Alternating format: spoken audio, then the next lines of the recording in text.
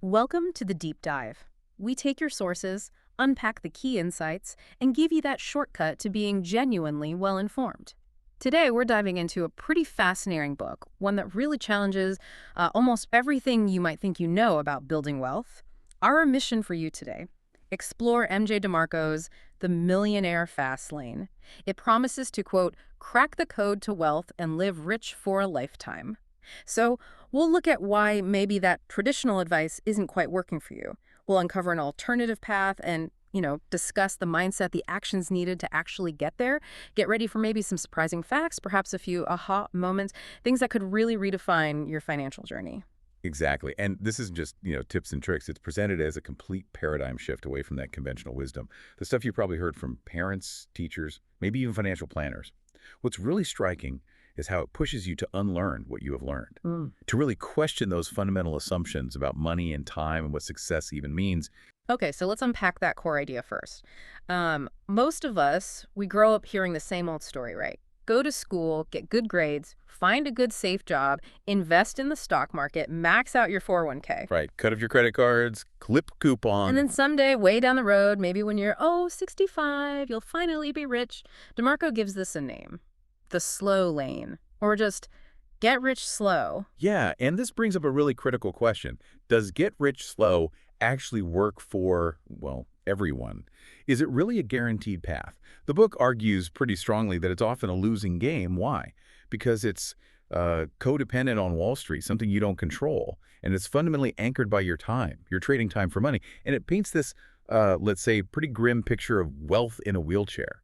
Sacrificing your youth, your energy, your best years for this promise of wealth way off in old age. The author asks, kind of sarcastically, gee, doesn't this wealth in a wheelchair financial plan sound exciting? It really taps into that frustration lots of people feel, like their dreams are just on life support following this path. That phrase he uses: if your road to wealth devours your active adult life and it's not guaranteed, that road sucks. It's blunt. It's really direct. It forces you to think, doesn't it? Are we trading away our most valuable asset, our freedom, our active life, for something uncertain way down the line? Absolutely. And the biggest barrier he points to is just how deeply ingrained this thinking is. Societal conditioning, right? Yeah. This idea that the slow lane is the only responsible way. DeMarco argues we accept it out of, fear maybe, and just a lack of awareness that there are other options. Overcoming it starts, he suggests, with a conscious choice. A decision to question those assumptions, to seek out different information, which is pretty much how he stumbled onto his own path. Right. So if the slow lane leads to maybe wealth in a wheelchair, and the sidewalk, which we'll get to, is like financial disaster waiting to happen, how do you actually get that early freedom? DeMarco's own story, his Fastlane ignition, gives us some clues. He talks about being a teenager, seeing a Lamborghini Countach, a young guy driving it, and he wonders, how's that possible? So he actually goes up and asks the owner. The guy just says, I'm an inventor. Just like that. Yeah. And that little encounter apparently sparked something, a new idea. You can get rich young without being famous or, a sports star. So he started studying these fameless millionaires. And that's a key point, isn't it? The origin of this fast lane idea. It wasn't about luck or inheritance or winning the lottery. It was, as he puts it, a conscious effort to study young millionaires who weren't famous or physically talented. Oh. That really underscores the theme. Wealth isn't just chance. It's a result of specific knowledge and, importantly, specific action. He found these remarkable common denominators among them, patterns in how they thought, how they acted, and that became the foundation for the fast lane concept. But it wasn't easy for him initially, right? After college, he resisted that slow lane lie, but he bounced around. Failed businesses, jobs he called Neanderthal jobs, busboy, pizza delivery. Right, he even mentions his mom constantly saying, get a job, baby. That pressure. Exactly. And the turning point: stuck in a limo, working a job during a Chicago blizzard, freezing cold, and he just thinks, what the hell am I doing? A real rock bottom moment that forced a change. And that journey is so important because it shows the tough love aspect. This isn't presented as easy. It's hard work. It requires breaking free from all that conditioning we talked about. And then finding that unsolved need, in his case, a lack of good websites for limo companies back then. His dedication working 60 hours long, but enjoying it because he was passionate about making a difference that shows the shift from just trading time for dollars to building something autonomous. Although interestingly, he later realized even his web design work was still kind of tied to his time. But the advertising side of that business, that became the money tree, generating passive income. So, okay, pulling this together for us. for you listening. What does it all mean for how we should think about our own financial path? The book uses this analogy. The pursuit of wealth isn't just a road, it's a whole road trip. Right. With different parts. Yeah, your roadmap, that's your financial belief system. Your vehicle, that's you. Your speed, how fast you build wealth. Your fuel, your time. Your itinerary, the actual plan. Yeah. And even your passengers, your relationships matter. And the core idea is if wealth has seemed out of reach, maybe it's because you've been too focused on just the road itself instead of using the whole recipe, the whole formula for the entire trip. Okay, so the book lays out 3 of these roadmaps to wealth. Let's start with the first one, the sidewalk. This is for people with basically no plan. Any extra money, poof, gone. Spent immediately on the next great gadget. Their wealth equation is pretty stark. Wealth equals income plus debt. They're often stressed about bills, living paycheck to paycheck. Sound familiar? Unfortunately, yeah. Very familiar for many. And this sidewalk concept is crucial because it describes such a common reality. These folks often prioritize living for today, right? Little thought for tomorrow. The rationalization might be, life is too short to plan more than 30 days out. They often blame external stuff they laid me off instead of looking at their own choices. Usually little or no savings, just living right on that financial edge. And an interesting subtype here are the 30K millionaires. Wait, 30K millionaires? That sounds contradictory. It does. It's not about having $30K net worth. It's about someone who might earn a lot, maybe $30,000 a month, but they spend every penny or more. So they look rich, nice car, nice stuff, all financed probably. But their actual net worth, tiny, maybe even negative because of all the debt. Master illusionists of wealth, he calls them. Wow. Okay, so the author defines true wealth not just by money or stuff, but by these 3 F's. Family, relationships, fitness, health, and freedom choice. How does the sidewalker typically fare with this wealth trinity? Well, they often sacrifice those F's in the chase for the illusion of wealth, right? Working jobs they hate to pay for stuff they don't need, maybe neglecting health or relationships. And their reliance on luck, like hoping to win the lottery, instead of understanding that luck often comes from process, action, work, and being out there, keeps them stuck. That whole victim mindset, everything bad happens to me, prevents them from taking the driver's seat. And the book really hammers this. Immunization for victimitis occurs when you are both responsible for and accountable to your actions. Taking ownership is step 1. Okay, let's move to roadmap number 2, the slow lane. This is the one most of us know. The traditional path. The lie, as DeMarco puts it, that you've been sold is to sell off today in hopes of a glorious tomorrow. What does that really mean for our time, our dreams right now? Well, it operates on a lot of assumptions, doesn't it? That you'll live a long, healthy life, that you'll always have a job, that the stock market will consistently perform well for decades, which are big ifs. The book argues a job fundamentally chains you to a set grade of experience. You can only earn so much, learn so much within that structure, and he calls it a criminal time trade. 5 days of life traded for 2 days of freedom. Ouch. He lists these suckage points like having your income dictated by someone else, limits on what you can actually achieve, and always having to pay yourself last after taxes and expenses. And here's where it gets really interesting, especially if you've been diligently following that slow lane advice. The book shows a compound interest table. You know, $10,000 at 15%. Could be millions in 40 years. It looks amazing on paper. But then he asks that crucial question.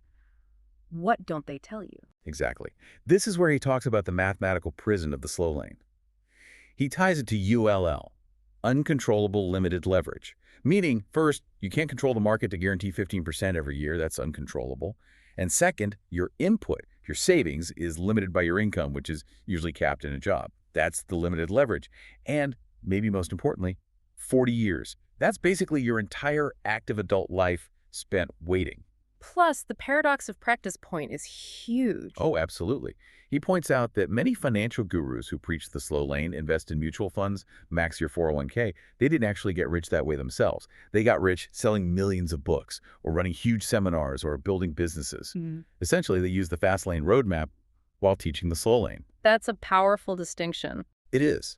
And it explains why, according to the book, many slow lane millionaires are still effectively stuck in the middle class.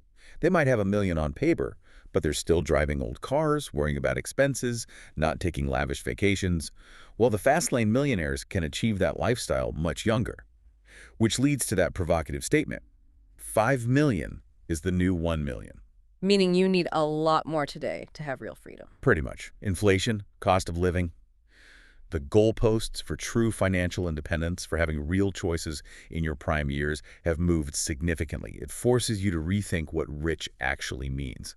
Okay, so this leads us directly to the main event, wealth. The Fastlane Roadmap. It's pitched as wealth's shortcut, a way to rapidly build serious wealth, potentially slashing 40 years from wealth accumulation. Now that sounds amazing. Almost too good to be true for some listeners, maybe. Does he acknowledge the difficulty, the risk involved? Oh, absolutely. He doesn't sugarcoat it. The fast lane isn't presented as easy money or a get-rich-quick thing. It's framed as a path of intense effort, calculated risk, and absolutely relentless execution, especially at the start. It flips ULL, uncontrollable limited leverage, on its head. It uses CUL, controllable unlimited leverage. Okay, break that down. Controllable, unlimited leverage. Controllable means you're focusing on variables. You can influence product quality, marketing reach, pricing, efficiency. Unlimited means there's no inherent cap on how big it can get, unlike a salary, the main driver. Building appreciable and controllable assets. This means you're not just buying stocks and hoping. You're creating or buying something, a business, a system actively adding value to it, tweaking the controllable variables to make it grow, and maybe eventually selling it for a big profit. The money tree metaphor is central. You're planting and nurturing these systems that generate passive income streams before you officially retire. You don't wait until 65. So what are these specific money trees? What kinds of assets actually fit this fast lane model? Are there some less obvious ones? He outlines 5 main seedlings, or types of systems. 1, rental systems. Real estate is the classic example. Income isn't directly tied to your hours worked. 2, computer software systems. Think SaaS businesses, successful apps, online courses, hugely scalable, potentially reaching millions very quickly. 3, content systems. Things like books, popular blog, digital products. Information that can be replicated and sold over and over. 4, distribution systems. Businesses focused on getting products to people. E-commerce, maybe inventing a product and selling it via infomercials or wholesale, getting things to the masses. 5, human resource systems. Building a team, a company structure where employees run the operations. This allows leverage, but he does say it's often the most complex to set up initially. And the key thing is they all generate income over time without you trading hour for hour. Exactly. They detach your income from your time. And less obvious ones. It's really about spotting any system that solves a big need and can operate somewhat independently of your direct minute-to-minute involvement. A niche subscription box, a lead generation service for a specific industry. The possibilities are broad if you look through that Fastlane lens. Okay, so if you're building these big, scalable businesses, what happens to good old compound interest? Do fastlaners just ignore it? No, not ignore it, but they use it completely differently. It's repurposed. They don't use it to build the initial wealth. That's the job of their Fastlane business. That's the heavy lifting. Compound interest comes later. Once they have substantial wealth, then they use compound interest to generate income and provide liquidity. Like the author says, compound interest pays my bills. It's my tool. Yet compound interest is not responsible for my wealth. It's powerful, but only when you feed it large sums of money generated elsewhere. Like his example of $10 million earning 5%. Right. That generates over $40,000 a month in passive income. That's using compound interest as an income source, not a primary wealth builder. It's the destination for the wealth, not the vehicle that got you there. Got it. This then connects to something called the law of affection. What's that about? The law of affection is basically the engine behind Fastlane wealth. It states, the more lives you affect in an entity you control, in scale and/or magnitude, the richer you will become. Affect millions, make millions. Essentially, yes. It works through 2 dimensions. Scale, how many people you reach or units you sell, and magnitude, how much impact or profit you generate per person or unit.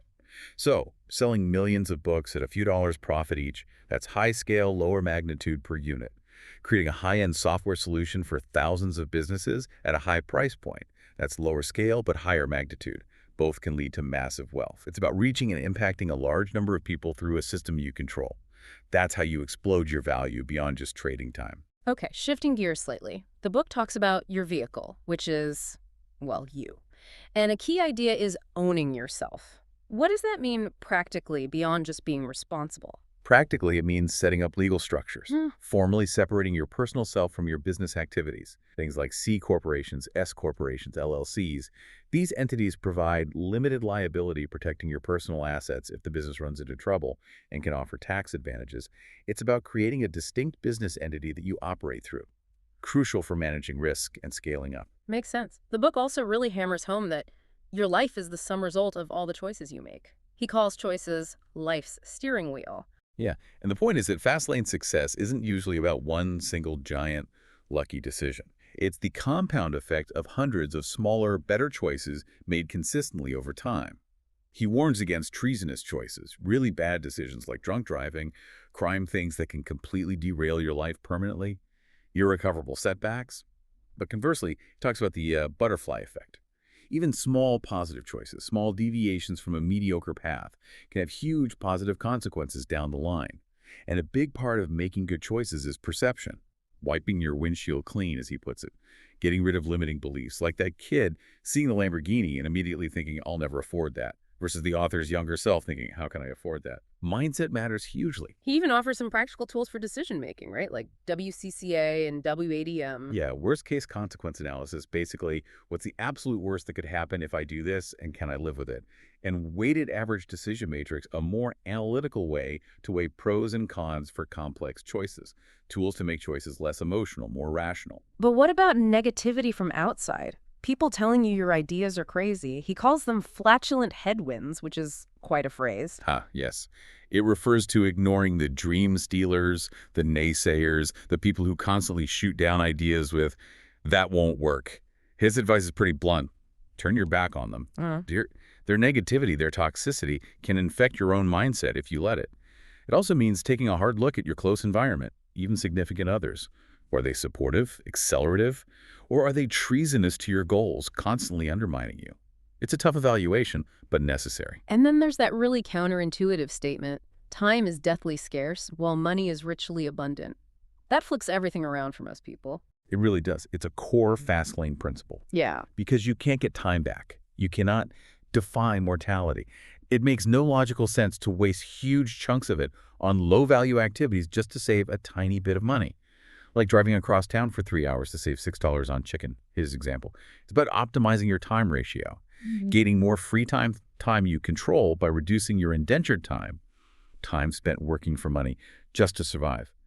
And this connects directly to debt, dumping the junk in the trunk, especially parasitic debt, consumer debt, high-interest loans, because servicing that debt steals your free time, your energy, your freedom. You're working just to pay the interest. So with all these challenges, mindset shifts, hard work, ignoring negativity, how do you keep your vehicle, yourself, running smoothly on this demanding fast lane journey? What's the maintenance? Continuous learning. Changing your oil, as he puts it. He really stresses that education doesn't end with graduation. For a fast laner, that's when it truly starts. He talks about teaching himself programming, business skills, marketing things he wasn't formally trained in because he needed them to build his business, and he suggests practical ways to fit it in. Driving university, audiobooks during commutes, exercise university, reading or listening while working out, even toilet university. Basically, using small pockets of time to constantly learn and upgrade your skills. Not relying on expensive seminars, though. Right. He's quite critical of many seminar fails, seeing them often as exploiting the fact that, well, people can be lazy and want a quick fix.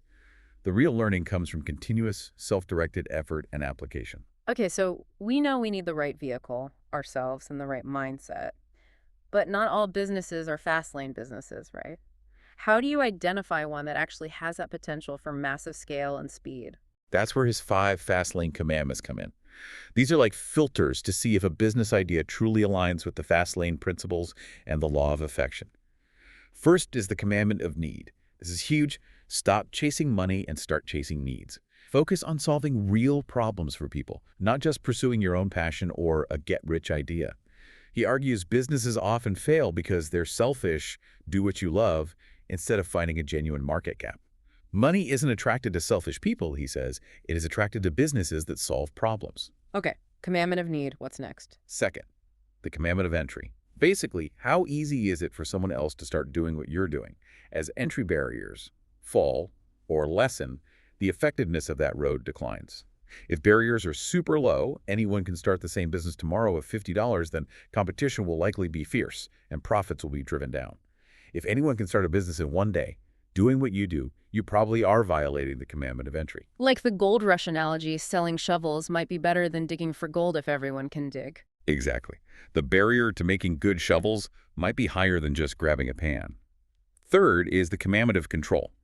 You need to own and control your business destiny. If someone can flip a switch and destroy your business, you're playing roulette.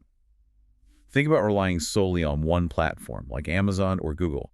That could change its rules overnight. He contrasts this with hitchhiking, like joining an MLM or buying a franchise where you have limited control.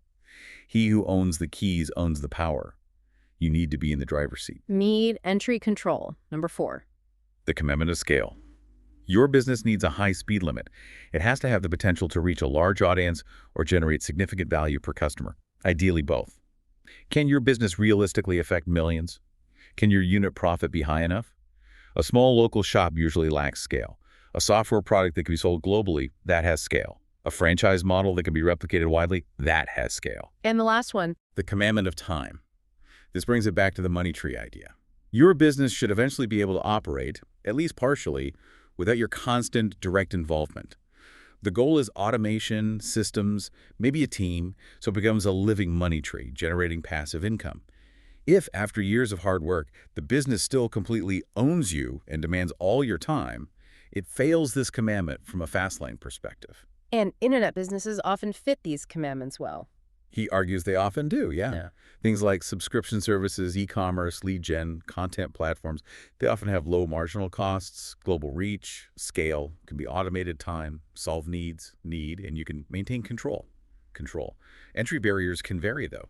So taken together, these commandments are the blueprint for a business that can actually fuel that rapid wealth creation. That's the idea. It's a filter, a checklist to ensure you're building something with true Fastlane potential. Okay, let's assume you have a business idea that ticks those boxes. How do you actually supercharge it? The book uses the acronym FASTLANE and talks about chess pieces. All right, it's about execution now. He breaks down key areas. The king is execution. This is paramount. Ideas are worthless. Execution is priceless. Having a great idea means nothing if you don't act on it, build it, get it out there. Taking imperfect action is better than waiting for perfection. Makes sense. Ideas are easy. Doing is hard. Exactly. The queen is marketing. It's not just about having a business. It's about building a brand. This requires a strong, unique selling proposition, a USP. What makes you different and better. Think FedEx.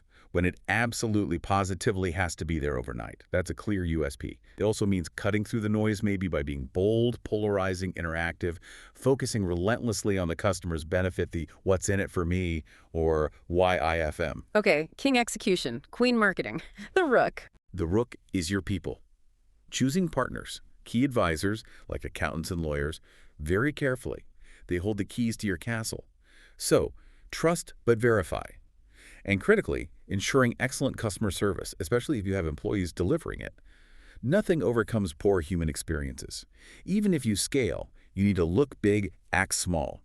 Retain that personal touch and responsiveness. And the knight. The knight is your product or service. Constantly innovating, staying ahead of competitors, exploiting their weaknesses, avoiding becoming just a commodity.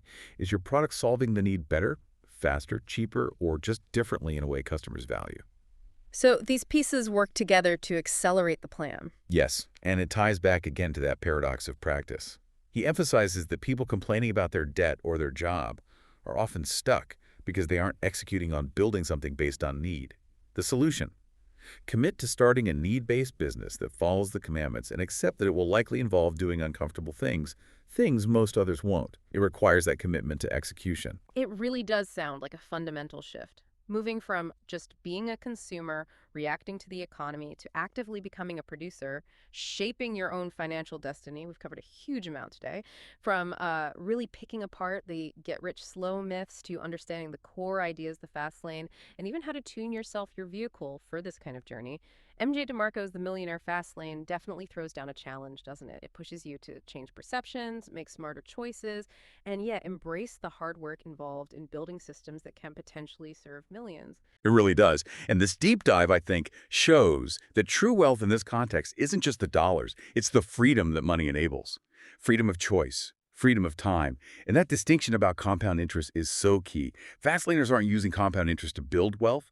The heavy lifting is left to their Fastlane business. It's a tool for after, not during the main wealth build. The book ends with this powerful not list, summing up the distinctions like not use compound interest for wealth, but for income. Not cease learning at graduation, but start it. And maybe the biggest one, not do what everyone else does. So here's something to think about. If the road to wealth has no escort and is always under construction, as he says, and if the fast lane approach might, frankly, insult, offend, or challenge you because it will violate everything you've been taught, are you willing to actually rebel against financial mediocrity? Are you willing to burn the business plan, ignite execution, and start building a life where your biggest dreams actually have a real probability? What choice, maybe even a small one, will you make today that could genuinely transcend a lifetime by changing how you approach your money, your time, and your potential?